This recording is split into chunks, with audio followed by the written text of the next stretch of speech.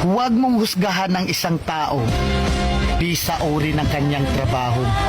Katulong man yan, karpintero, basurero, o kahit ano pa ang trabaho, basta marangal. Dahil hindi naman batayan ang trabaho para respetuhin mo ang isang tao. Dahil ang buhay, kailangan natin ng diskarte para umasenso. Aanin mo ang diploma kung wala kang respeto sa kapwa. Kaya tayong lahat ay pantay-pantay lang.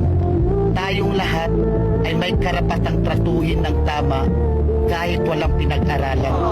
Tandaan natin, kahit ano pang kurso ang natapos mo, kahit ano pang diploma ang hawak mo, kahit mayaman o mahirap ka lang, lahat tayo kapag namatay, iisa lang ang titulong diplomang nakaukit sa lapida natin. Riz Ann